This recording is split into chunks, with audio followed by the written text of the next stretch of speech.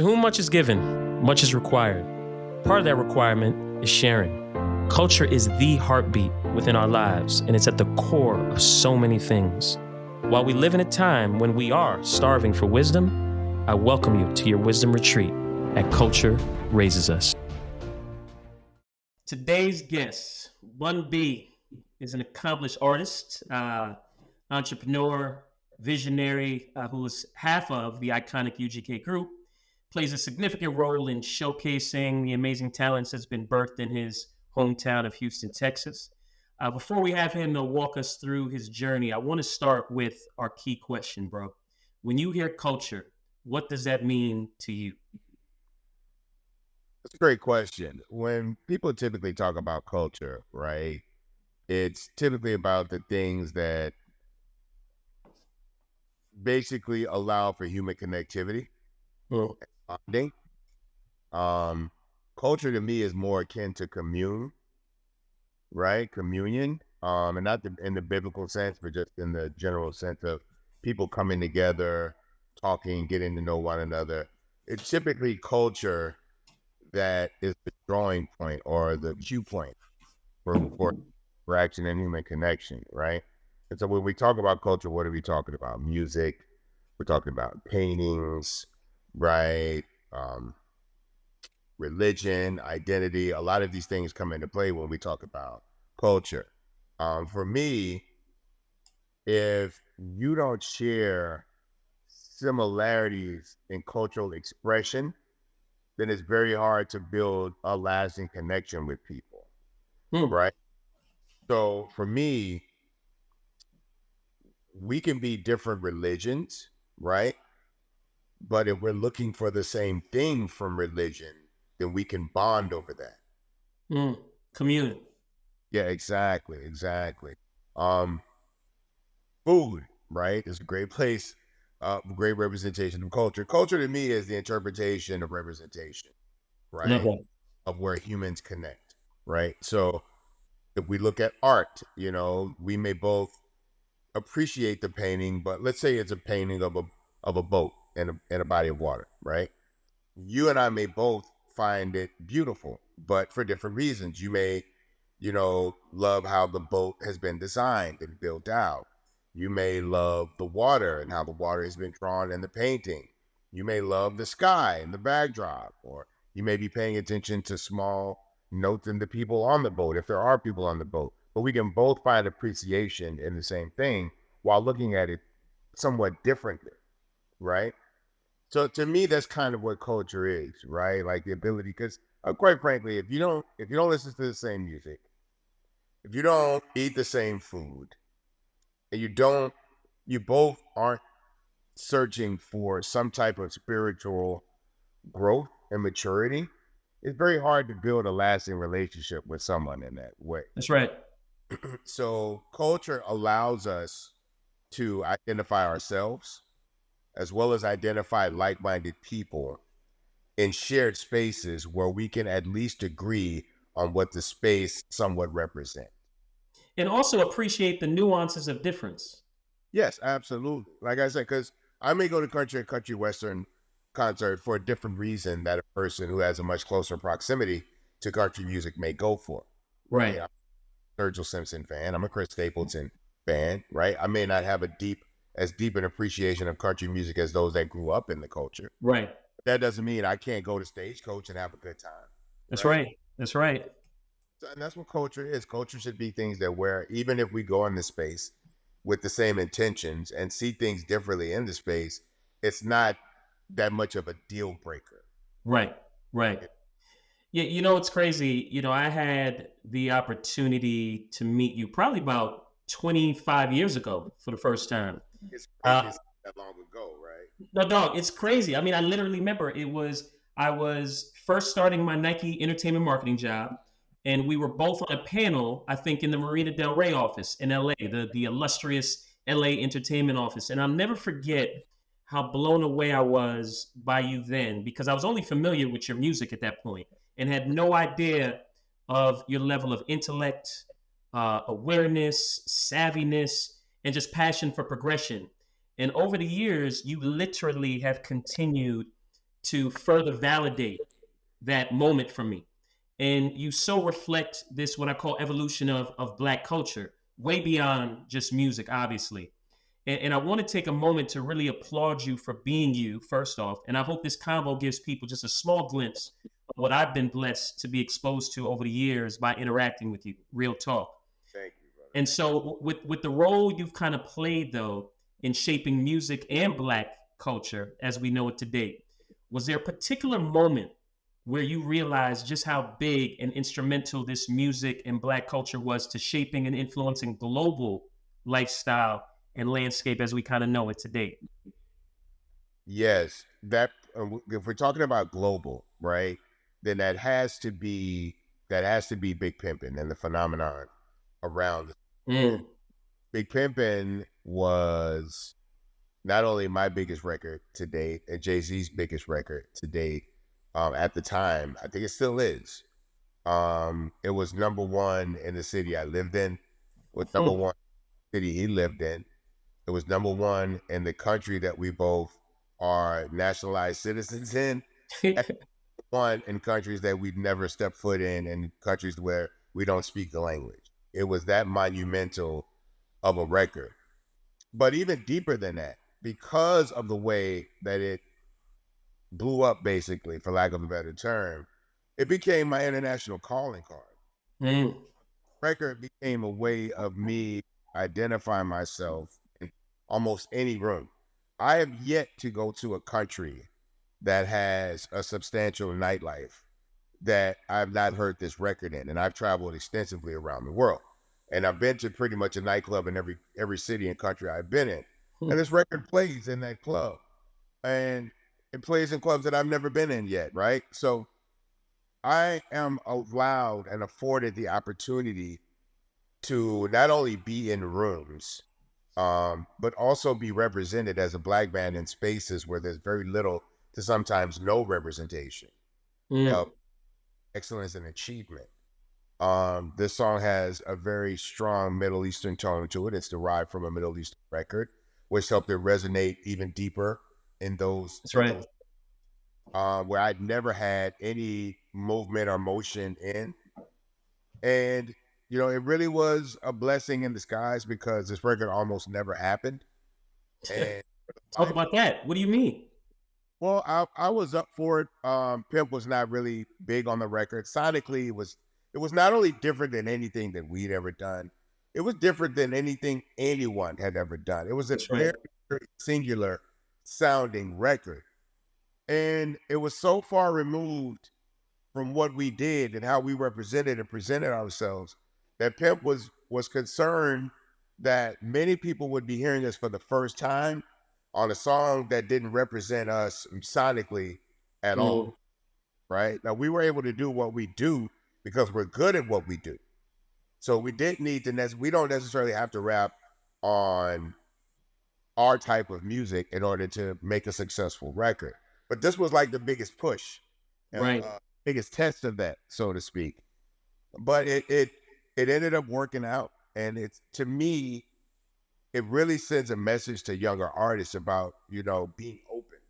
Mm. I was gonna There are say that. so when you decide to become a musician or an entertainer, there are specific goals that you want to achieve. If you're a musician, you want to get a Grammy nomination, right? But you don't think about the American Music Awards and the Billboard Awards and the People's Choice Awards. Mm-hmm. You don't think about those type of things. Um, you rate success based on the people that you would like to be successful as, and so your ceiling and your limitations is kind of based on where the people you look up to progress to. Not Mm-hmm. knowing that you are inherently hindering yourself from the full possible range Boom. of opportunities to you. The only reason that I'm even doing what I'm doing now is the fact that I was open to Mm. And it. listen, that openness is a superpower.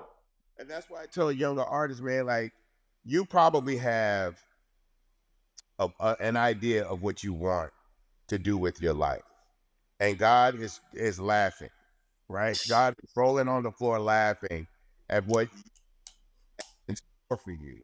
not knowing that what you see as your ceiling is really your floor sometimes. Hmm. You know what I'm saying? So for me, I knew that I was successful, right? I knew that I had achieved success. But I looked at my contemporaries, right? And saw that some of them wanted more, strive for more, and actually achieved more. And the music, which I thought was the end all be all in the beginning, turned out simply to be a stepping stone. And the Hmm. lessons I would learn on that path and that journey to get to my personal goal would be lessons that would take me far beyond the realm of things that I had thought of, available to myself. That's right. So I was very lucky that I'd seen people transcend. So I knew transcension was possible. That's right. It was really about getting myself to the point where I was prepared to do it. Because in order to transition, you sometimes have to turn away, not necessarily from the old you, but from some of your old ways. Mm. Works in one space and is successful in one space may initially get you in the door in the second space, but the path to success may not walk on those same cobblestones. You may have to divert off the beaten path sometimes because even though you're doing something that other people have done, it may not be meant for you to do it that way. And That way. you have to be open to that. Which is such a great segue into how you are a living reflection of your words. And, looking at hearing the story and decision as to why you got into now what we call the restaurant or the food industry with Trill Burgers, right?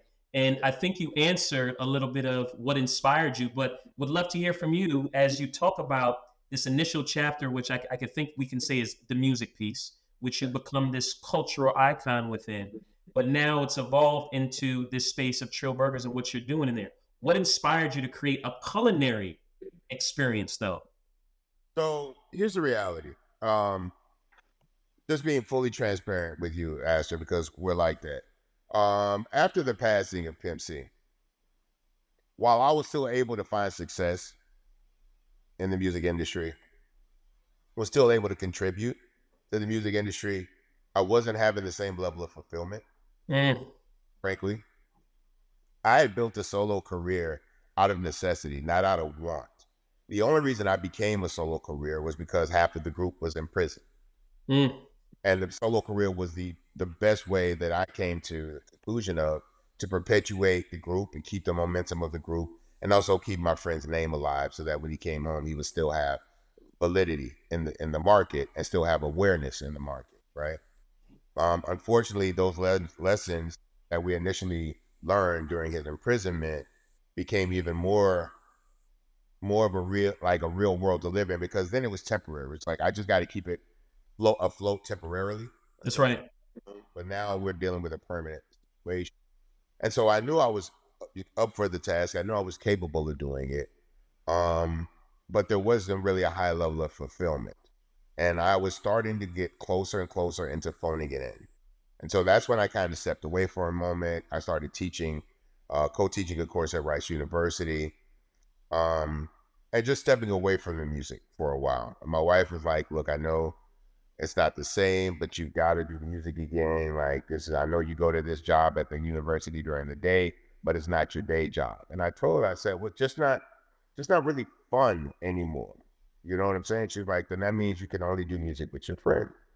She's like, "So you've got to find a friend of yours that produces music that you can sit and bond with." So I came to the conclusion that Big Crit would probably be the best person for the assignment. We went in, we did music, and I felt reinvigorated again, right? Because I was Mm, creating someone else. It was new, it was fresh, and it was invigorating. But at the same time, I eventually fell back into the rut. And so I started working with other friends, Manny Fresh, Static Selector, Cool and Drake. Um, but none of these were leading to a permanent path to fulfillment, right? Quite frankly, it was just finding new ways of doing the old job. And then I was presented with this burger, with this opportunity, with this burger. And I had a million reasons to say no to this burger, right? But I had one good reason to say yes to the burger. And that reason was what if, mm, right? What if this burger is exactly what you think it is. Because I knew it was amazing to me, right? Right. When I wasn't sure if it was going to be the same to everyone else as it was to me. I thought it was some of the best food I'd ever eaten. It was far and away the best burger, but Right. it was probably some of the best food I'd ever eaten, right? Mm. So it was just a matter of, doing those first couple of pop-ups and making sure it wasn't me, that I wasn't tripping, That's right. right? That's right. And then once I realized the burger was actually what it was to me to other people, then it was a matter of putting it in front of as many people as possible. And for me, the fulfillment came initially from just watching people try the burger, seeing the look on their face when they bite into it, how enjoyable of an experience it was, and it almost became addictive in the best Hmm. way. The Yep. best way, right? Because now I'm just like, I wonder if I take it here, where maybe, because initially it was very easy to get people that knew who Bun B was, Hmm. right? But my thing was, if we're going to build a sustainable brand, then it can't just be me every time people buy the burger, and it can't just be people that know me and are fans of mine to buy the burger. Thankfully, the Good Morning America opportunity came where we were able to compete, because I had been telling people we had the best burger, right? This gave us a chance to actually validate that statement, right? Mm-hmm. By actually winning a competition for Best America. And after that, the floodgates kind of opened with people wanting the burger. So then we had to start prioritizing where we would put it, where we thought we could get more out of it, Hmm.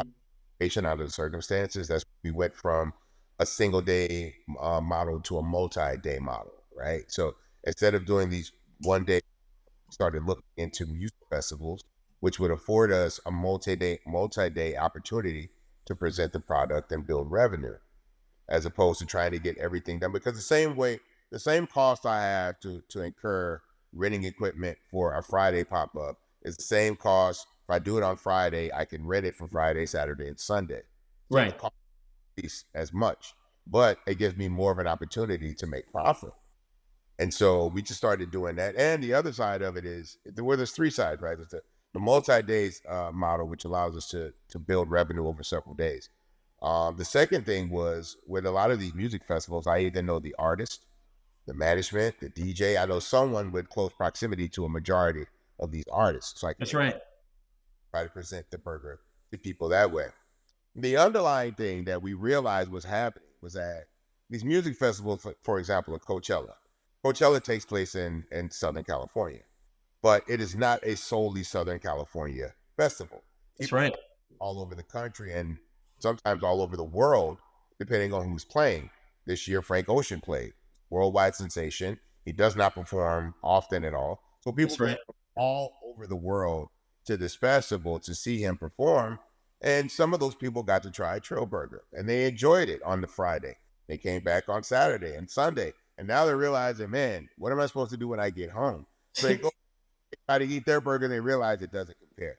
So now they got to try to figure out, when is Trill Burger going to open here in my town so I can get it again, or where's Trill Burger going to be at again, right? I found it at a music festival, which means I have a deep appreciation for music because I'm willing to make that deep of a financial investment, travel, all of these type of things to go to Coachella, right? So now, like, the same people that go to Coachella probably go to Lollapalooza, That's right. probably Loud, probably go to Made in America, and so we have these other opportunities where people see, like, so we went from petitioning people to be parts of music festivals to being petitioned to be Mm.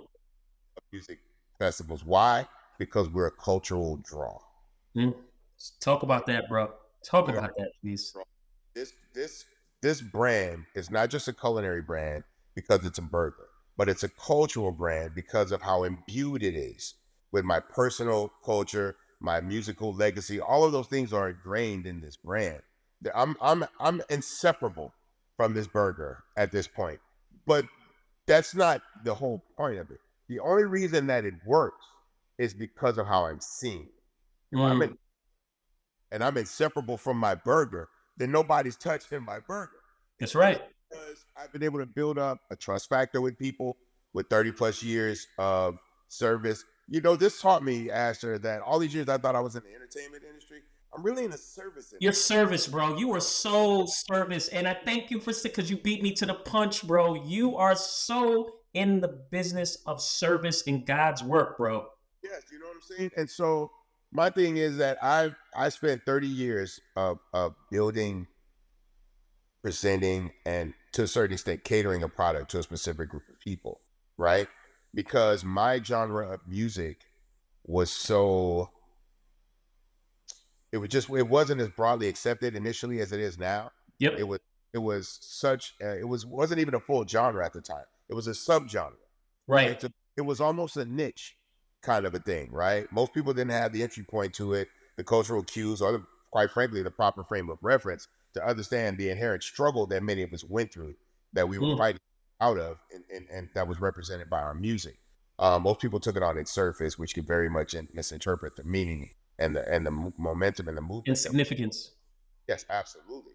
Um, but through those years, building up that trust, right? Presenting product after product consistently at a high level, right? Physically, digitally, in IRL, online, right? Hmm. With the same product at the same level.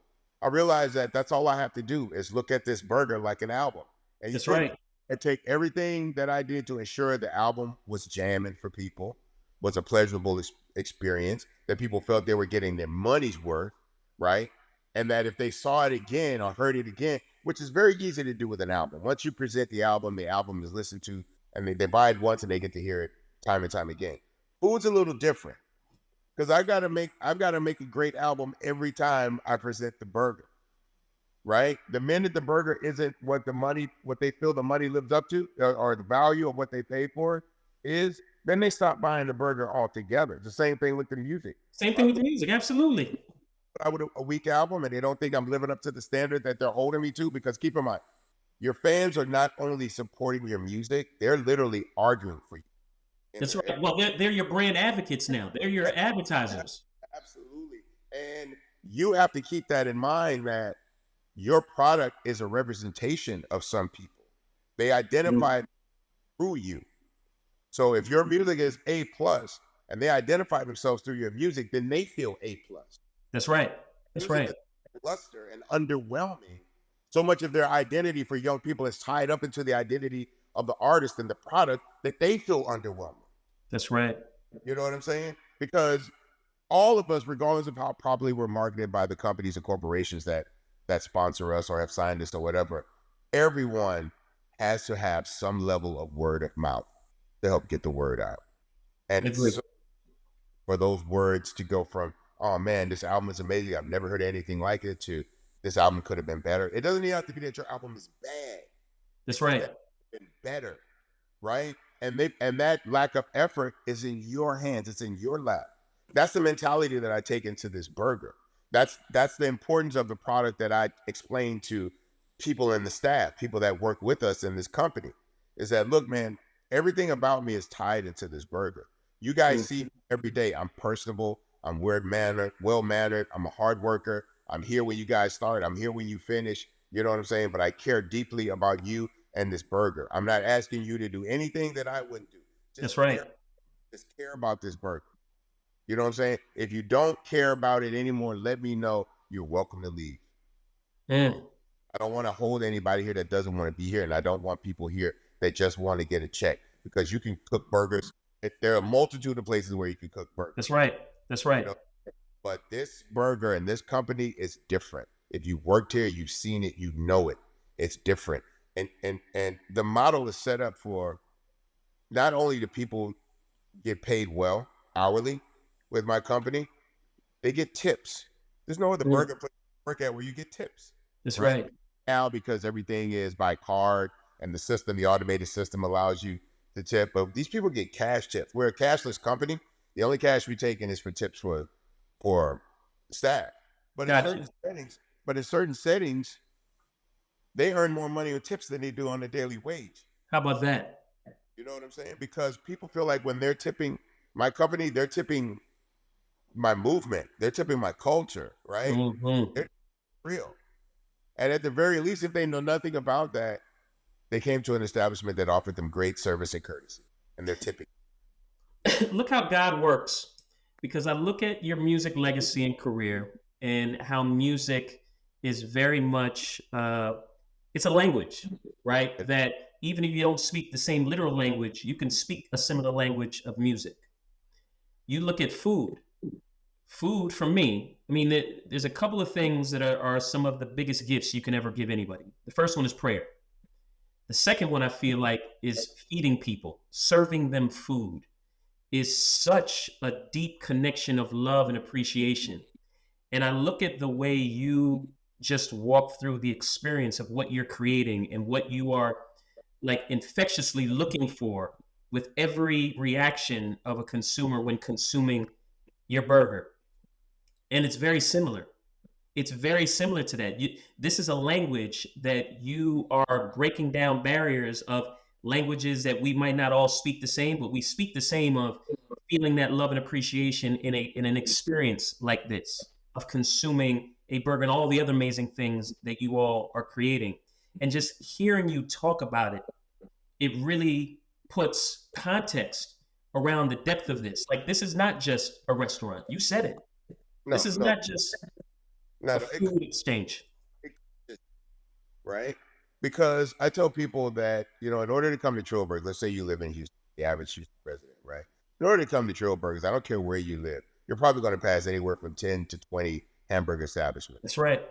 before you get to my establishment. We don't offer drive-through all day, so you've got to find somewhere to physically park. Our parking lot is somewhat limited, so there's only about 25, 26 parking spots. We get more people than that consistently, so you've got to find a park. It is a process. It is a journey in order to try to get this burger. The beautiful thing about it is that it pays off. Boom. Because you could go through all of this trouble for little or nothing, right? I tell people all the time, they ask me, is your burger as good as you say it is? I said, if it isn't, would I put 30 years into it, blood, sweat, and tear equity into something like this? I said, I don't know about you, but all the hard work that I've done to pay off to get me where I am today is not worth it. It's not worth it quickly. I could have bluffed 50, 60, maybe even 100K in cold hard cash out of this burger. But Right. before long, the jig would be up. That's right. I don't lose the burger money. In many eyes, I would lose credibility to people. Right? Like, man, I really thought this burger was the shit. Because, when B say it's the shit, it's the shit. That's right. It really wasn't. Now, people have to take a double take to look at me. People are second guessing my intentions. Right? My burger's now a burger is not worth that. This burger I felt was, and I put everything that I had built up into this burger because I felt like this burger could live up to it, and it continues day after day after day to live up to everything that I say it is. And that's other than the fact that I know it, other than the fact that I know that when that burger comes out of that kitchen, the process is refined to the point where I know people are going to have an amazing experience with the burger. I get to play with everything else. I get to have all this kind of marketing fun and branding fun and putting this burger in different spaces. And one of my main goals was, well, as a black man, there are so many spaces where we walk into where we're not the priority. Boom. I wanted this burger, which typically an afterthought. A burger is not looked at on a high level. A burger is something you eat when you got time, when you're in a rush. If you think 30 minutes or less after a late night where you just got to put something, right? In the stomach. That's right. When you're after 2 in the morning, you're eating a burger or pizza or something because you got to put something in your stomach, right? No, I wanted this burger to be when you walked into a space where food was, hey, are there Trill Burgers here? Is Trill Burger here? Right. I can go anywhere, Aster, into a public space. If I walk in a building, people are assuming there's burgers there. That's right. That's the expectation now. Yes, they want to believe if they see me that the burgers aren't far behind. And I got to be honest, if I was growing up, if I was 20, 25 years old, if I saw Dave from Wendy's somewhere, I'm going to ask him for a quarter with cheese, right? And now I tell people all the time, if somebody else asks me if I got a burger on me, I kill myself. Like, it's just, it's amazing. But if that's what I'm going to be seeing for, that means job well done. Yeah, but that's also the power of branding and of Yeah, culture, authentic culture. And I think you led to another key piece in this conversation when you talk about black ownership, right? Because now you're an owner now. You're a black owner. And there's a lack of representation of that in America, right? Just not just in the entertainment space, but yeah. across various sectors. So how can aspiring entrepreneurs work towards achieving this similar goal that you're in of stepping into a space and owning it with conviction, even though we're not seen so much in the spaces, as you said? I think for one, I think all of us know who the entrepreneurs in our immediate circle are, right? Mm-hmm. Entrepreneurial minded, I should say, right? People you know that if given the opportunity, could take a great idea and run with it, right? Guys that are managers at your local auto shop, right? Which shouldn't be doing as good as the Jiffy Lube down the street, right? But does because it's run well, right? It's run with care and concern, not just for the product and the service, but for the employees in the building. All of that comes into play, right? There are so many things that you can obviously speak to this, Aster. Going from one industry to another, you have found out by this point in your life the fine-tuning things that work in all those spaces, That's right? right. Right. That everything doesn't translate, everything doesn't transfer, right? But the gist of these things, right? The basic meaning behind these things tend to work in other spaces. So you have to know that if you're successful in one space, you can be successful in another space, but not in the same way and not with the same keys. That's Because right. you go to, you go to a school and you see the janitor, right? The janitor can go in any room, right? And then he has access to all the rooms, but it takes a certain key to get in each room, right? You can have all the keys in the world, but every key isn't going to work, isn't going to unlock every door to every room. That's right. You have to find the keys that work here that can work in other places, right? Well, if I can do this, I could probably do this, or that. Now find one of those four things where your skin skill set lends itself better to. Yeah, the transferable principles. That's right. Absolutely. And then from there you just go to creation. If you're an idea person here, you're an idea person, period. That's right. It's just who are you creating the ideas for, right? And how hard are you willing to work to flesh those ideas out? I would argue that if there couldn't be a more important idea to get behind than one that you created and fully believe in, you're willing to lose sleep, lose time, lose friends, lose money over these times. Hmm. I have done all of those and more on the path to success. And I don't feel any way about it because I know that I haven't compromised myself, my That's integrity, right. right? Not to get to the goals. I firmly believe that there is a shortcut to everything, right? But the ramifications are long term. So the path is short, but That's the right. ramifications are long. I don't mind the long path because typically the longer the path is, the quicker we get the obstacles out of the way. Oof. The Oof. quicker we bullshit, right? Figure it out. Like, we had money issues early. That was great lesson for us. We had money issues recently. Amazing lesson for us because we still haven't even we're nowhere near where we're going. That's right. I would rather have a money issue as a $10,000 company or $100,000 company than Then to a have 40 million. 10 million, 7 figure, 8 figure, 10 figure company, right? Because the losses are that much more extreme and the people that affect, the numbers are greater. It's right. It's greater. You know what I'm saying? If there's only 10 of us, then it's very few people. But if I got a Fortune 500 company, these are thousands of families that Listen, I just perspective is everything, and the welcoming of adversity is yeah. also everything that you just walked through. I tell people all the time, why would you try to avoid problems? Mm. I want to get the problems out of the way as soon as possible. Hit me in the chest now so you can pat me on the back later. Come on, bro. Yeah, listen, you were on fire with this, and I am right there with you. I'm constantly telling my girls, my daughters, in their journey of life that adversity is part of your deal. And the more adversity you come across, the farther along you're probably progressing, right? Because if it's an easy road, then that means it's not worth the journey. I can guarantee that.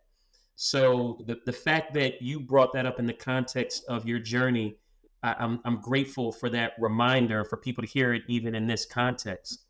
And I look at, you've been super outspoken in the social and political spaces, which is super commendable, firstly, but can also be detrimental for many people, right? How do you use your platform to kind of address these systematic challenges that we're faced by as marginal communities, and what strategies do you kind of employ to create meaningful change within it? Well, the first thing you got to do is have a clear, defined hill that you're willing to die on. Mm, That's the first thing, right? Like, we've worked very hard. We've achieved a lot in this life.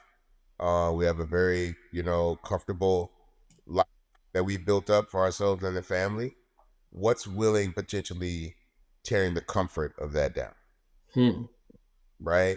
What sacrifices would we want our children to see so that they would understand the choices and decisions that we would have to make, right? Then that's the thing. We have to, as Black people, be very aware that not only can everything that we built up been taken away from us, that subconsciously we're almost prepared to have it taken away from us. boom. You know what I mean? And because of that, when every time I ran into any issues with this new, my partners be like, "Man, this just happened. I don't know what we're gonna do." We're gonna keep going. That's what we're gonna do. We're Right. not come this far with this product to be like, "Oh well, we hit this bump in the road. It's time to go home and turn around." No, we're not going back. We're not turning around. I've been through way worse. That's right. I've had way stronger people with worse intentions out for me, and I persevered. This Mm, is to stop me from what I'm doing. I'm aware of these issues and we're dealing with it, but I'm not just gonna sit home and throw a pity party until I fix everything. No, some of these things we can still do. When the toilet breaks, right?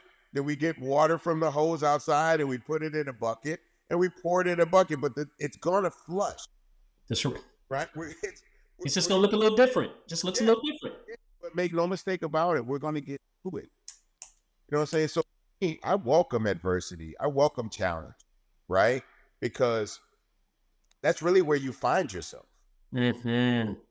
I say this all the time to people, and I don't necessarily mean it literally. But in Fight Club, there's a scene in the movie Fight Club, obviously from the book as well. And the line goes, "How do you know who you are if you've never been punched in?" Like, how do you know what you're made of if you've never been tested? That's right. You know what I'm You saying? don't. You really don't know how you're built until you're challenged. And for me, like my children, my grandchildren, they've seen me be successful with music and all of these things, but they weren't necessarily a part of it. The burger they get to be part of That's right. building of it. But most importantly, I envision a world where I'm no longer here, where those that are of me, when asked about me, have good things to say, and when they ask others about me, that they will only hear that I was a good man, not that I was a great rapper, that I That's had. right. Good person.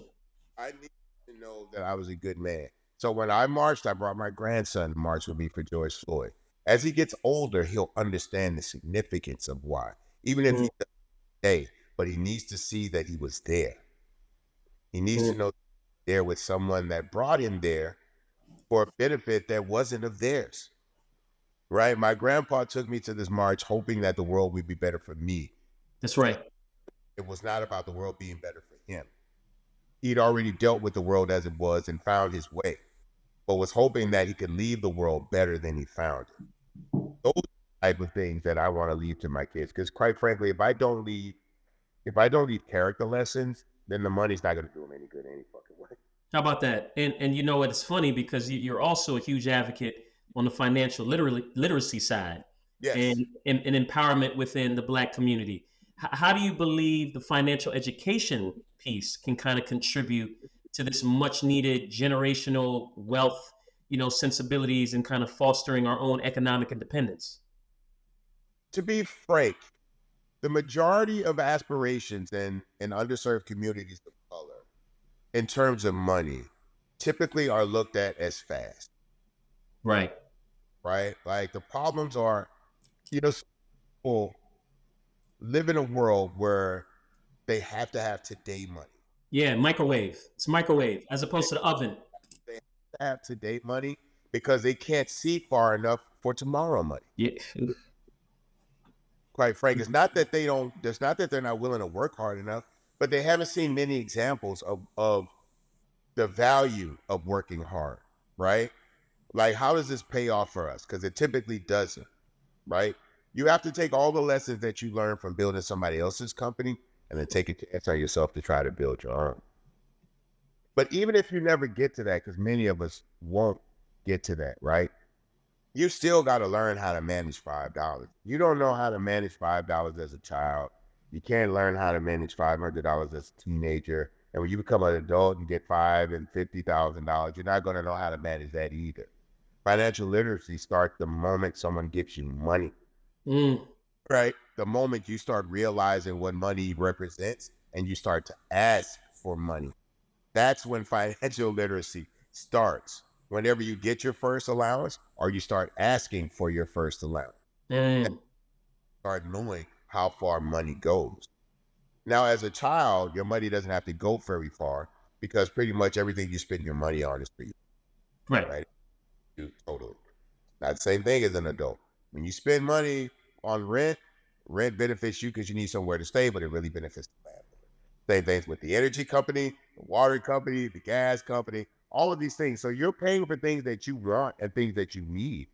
But it at the end of the day, it probably benefits someone else more than it does you. Mm, And then trying to figure out how can I play and toggle with that dynamic, right? that's How can I right. do things that benefit me more often? That comes with smart investment, smart saving. Before you can even start a business, right? That just comes with smart investment, smart saving, smart spending, all of those type of things, right? And now when you do in some form or fashion, even if you hit the lottery, if you're already a money-minded person, you already know if you're trying to stretch $5, that's 50, 5,000, $50,000. You get $1 million, you're trying to figure out how long can this money last me? That's right. Because for some people, the lottery is the answer to all their problems. Their problem is they just don't have enough money to get all they want. You could never have enough money Enough money. That part. That to part. you'll never get enough money to get what you want because what you want is based on what you've seen other people have. That's right. You know what I'm saying? But you never see the peace of mind that and peace Or of mind don't have. costs nothing. I tell people all the time, a mansion is a big place to live, right?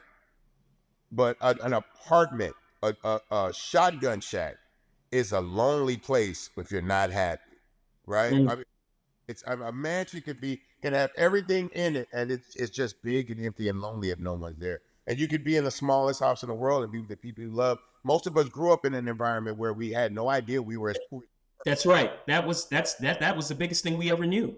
because when we were young, we didn't lack for things financially, right?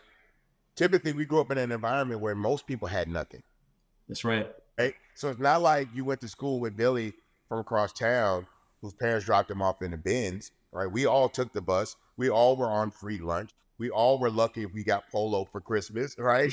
That type of thing, right? You care more about that money when you have to when you earn it and it has to last you longer. Financial literacy is absolutely key to all people, Mm, underserved communities as well.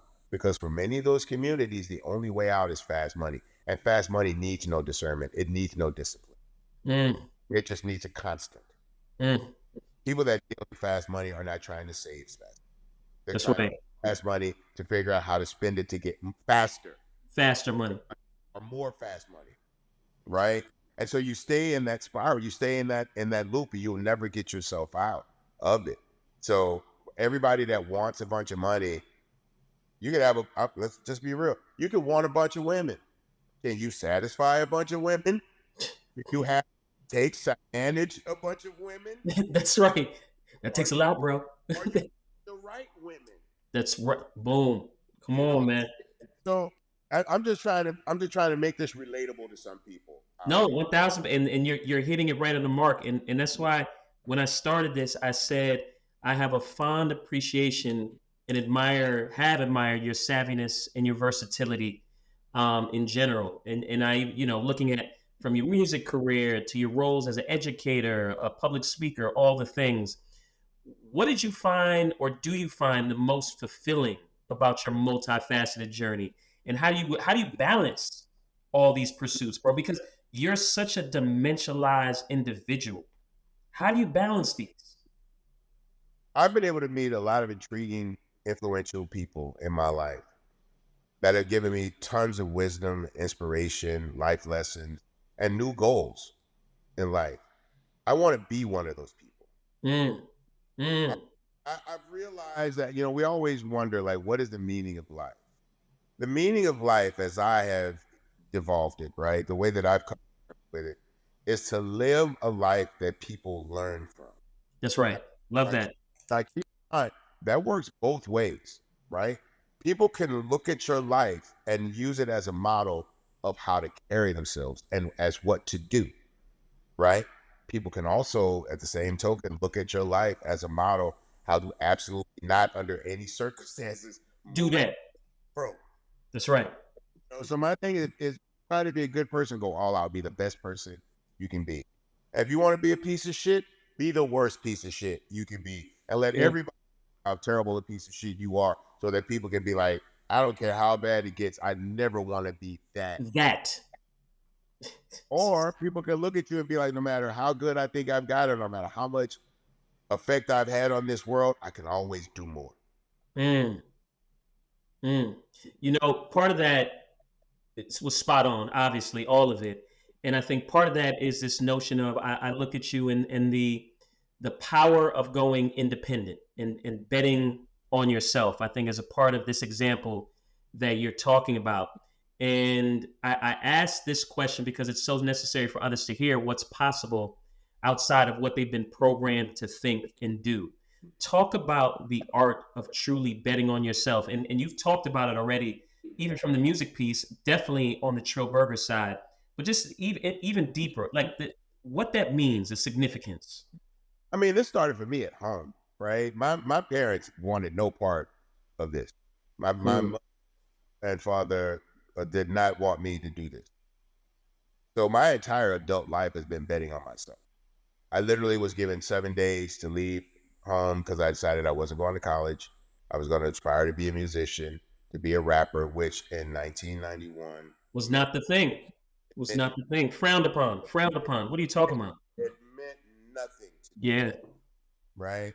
I had no one to point at from my immediate surroundings and be like, I can do it because he did it or they did it, right? I had no one to point. I had no examples, right? No reference. Nothing, nothing. And so for me, if it was going to happen, it was because I was going to have to work hard enough to make it happen. And I think that as I go back and I look at my life and my evolution, it's always been about the willingness to work towards something, to try to get to a certain space. Once you feel like you've made it, right? Like let me put it like this. I'm ready to cater your golf tournament. I'm not ready to play in it. You're not gonna join us, bro? Not yet, man. Not yet. No, I'm at all of them. That's right. I'm at all of them. But a lot of those guys, they're on the other side. Yeah. Now typically the golf tournaments we go to, those guys are pretty liquid. They don't have to. If this is how they want to ride off into the sunset, they played it perfectly. I am not as liquid as the Gary Sheffields and the Ken Griffey's and the Reggie Jackson, How or about that? my contemporaries, the DJ Khaled's of the world, right? That's right. I've still got a hunger for success. I've still got a hunger for accomplishment. You know what I'm saying? But there's so many people that I know take cues from me. They're watching the path I take That's right. just to see if it's possible. That's right. That in itself is inspiring to me. That in itself makes me want to get up and do better. But I'm also in a space where I want to learn again, Mm, right? Like I have, you're a very lucky person when passion and purpose meets in your life at the same that's time. right. Agree. At the Agree. same, right? You're lucky. You're blessed. I won't say lucky. You're blessed if that happens once. Once. Yeah. I'm on number 2. Oof. Come on, man. Think I got the third one, right? Like the more you're willing to risk, the more you succeed. And I don't mean monetarily, right? The more you're willing to risk, the more you succeed. And so for me, I'm willing to risk it all because I want to win big. I want to win in this game. And I know that there's potential for it. I've watched too many people. I've taken the right lessons. I've seen what to do and what not to do. And let's be very clear. I am not speaking like this because I'm all knowing, all seeing. No, no, but you're an observer and you've experienced life. You're experiencing life. Life, I have been through a lot of shit. I have made a lot of mistakes. A couple of them, unfortunately, I'm mad enough to say I made them twice. Mm. But if you catch me making the third mistake on something, We really got a problem. yeah, we've got a real problem. You know what I'm saying? I have learned from what I did wrong. I don't hide what I did wrong because people need to know what not to do. That's right. Well, you also understand that your journey is not just for you. Your journey is for others, and that's the level of significance when you're bringing value to others and just not to yourself. And you're You're, so you're a parent, yeah, right? So once you have children, you realize your life is no longer your life, right? You're not doing things for the benefit of yourself. that's right. For me, and this took a while to really grasp the totality of, through my music, I have been a somewhat of a surrogate father 1,000%. to some people out here. Yep. You know what I'm saying? So when I make decisions to go against the norm, jump out the window on some shit, I got to be very careful what my intentions are. No, you got to. There's a responsibility, bro. It really is. With great power, great authority, like Spider-Man, baby, it comes with great That's responsibility. right. And if I try something for the wrong reasons, if I try something for the right reasons and fail, that doesn't hinder many people, right? As long as I get up and try something else, it doesn't hinder many people. But I try something for the wrong reasons and it fails.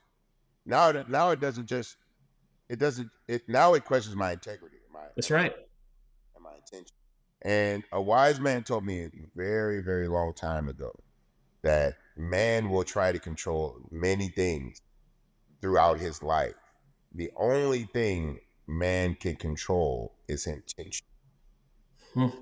What you intend to do, right, is up to you. Situation comes before you, you can intend to do the right thing or the wrong thing. Wrong thing. Doesn't mean you win. Mm. Doing the wrong thing doesn't mean you lose necessarily in that setting, but it That's right.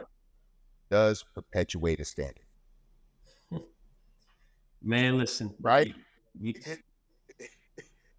You, you have dropped so many poignant gems, insight, and we always end these with, what are the 3 seeds you would like to leave with the stewards of culture moving forward? And you've shared so many, but what comes to your mind as, if there's nothing else that you've taken away, which they're going to take away a whole lot from this, what are 3 things that you think are critical as we look at how our culture is shaped? You talk about when we're gone, right? What tools are they going to take from us in this moment to be the best stewards of the cultures that we've created and shaped moving forward? That's a very, very good question. One, never expect or count on anyone to work harder for you than themselves. The person working hardest for you should be you. Mm. That's the first thing. That way, if it doesn't work, you can sleep comfortably at night, right? Because you know it was on you. If you ever put your dreams, your aspirations in someone else's hands and it doesn't pay off, you'll never forgive yourself. The second thing is, and it's applied, it's very close, but it's somewhat different. You cannot count on someone to love you more than you should love yourself. Nor should you. Because once that person leaves, your perceived value of yourself leaves with them. Mm, Your perceived value of yourself has to start before you anyone. that's right. That's right. Because I started in the entertainment industry, which is designed to shape and mold you into what it feels it needs for you and to leave you labeled as it deems necessary. You have to go in with a clear sense of who you are, what you want, and how you see yourself in a Mm, way that no one, regardless of what room you're in, how esteemed they are, how powerful they are, and what tone they speak to you, that you never feel devalued.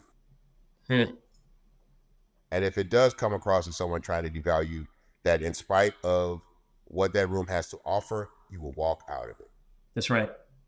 That's right. The third thing is, I don't care what higher power you pray to, but life has to be bigger than you. Life has to be bigger than you, and there has to be some type of culpability for your action. Mm, Religion, for the most part, sets those boundaries and standards that show you what you're responsible for and the culpability to those things. But everyone doesn't subscribe to modern religion or any type of spiritual thing. So just think of a life like this. Every bad thing you do, 10 people watch, half consider, but one will do. mm, So if you do 30 bad things in this world, even if you got away with all 30, you just created 30 bad people. That's your legacy in this world. bro, I can't thank you enough for, first off, your time. Secondly, you living your truth and your purpose. And thirdly, sharing it the way that you are and you have. You have been a walking reflection of all these things I've, like I said, had the pleasure to watch, engage, be a part of at times. And hearing you today, again, is just another indication of why it was so important for me to have you on this to share with others. So those who have not been able to see this understand what you're able to give and help. Even the last nugget you just gave of, the bad things that you do. If you do three bad things, the amount of people that can change their lives and trajectory. Going back to this level of accountability that we all have in this life, because it's not just about us. You're a walking example. And I truly and sincerely want to thank you for that, bro. No, man, thank you for creating this platform that allows people to really talk about these things and have these conversations in a safe space, presented to like-minded individuals who can actually learn from me. That's right. You That's know, right. I spent a lot of time giving game, quite frankly, that fell on deaf ears. You know what I'm Mm, saying? And I realized in some of the rooms I went into, that isn't really what they even wanted from me. mm, They wanted a perpetuation of the idea of who they thought they were supposed to be. boom. You know what I'm saying? And I just got to the point where it's like, at some point on this journey, you're gonna have to bust some bubbles and step on some toes. Boom. And hopefully people come out better for it. Because in order for me to grow, people had to check me. Mm, People had to straight up check me. And I had to be mad enough to eat that shit. eat it. That's right. I had That's to be right. mad at that shit because I'm listening to who's telling me certain things. I'm like, he can't be wrong. I may not see it, but he got to know something I don't about this shit because That's right. I've watched him. You know what I'm saying? I've And the way seen, they move yes, I've seen how he moved. If he say I'm moving wrong, I'm probably moving wrong and don't even know it. and You don't know, even know it. so I hope that everything that I've done in my life, this conversation included, I hope it just leads people down the right path, man. That's all I want. I just want to leave it better than I found it. I Because love it. it's so many that teed it up for me, Ashton. Like that's how we got here. So many people teed it up for us, bro. We knocked that bitch out the park. And That's right. I just want to make sure I'm leaving it teed up. I love it, man. Thank you, bro. Come on, man. Anytime, my brother. I'm happy to have this conversation. Love it. We truly appreciate your support because it helps us fulfill our mission of promoting cultural awareness and personal development. Please click the subscribe button below to help ensure and solidify our mission.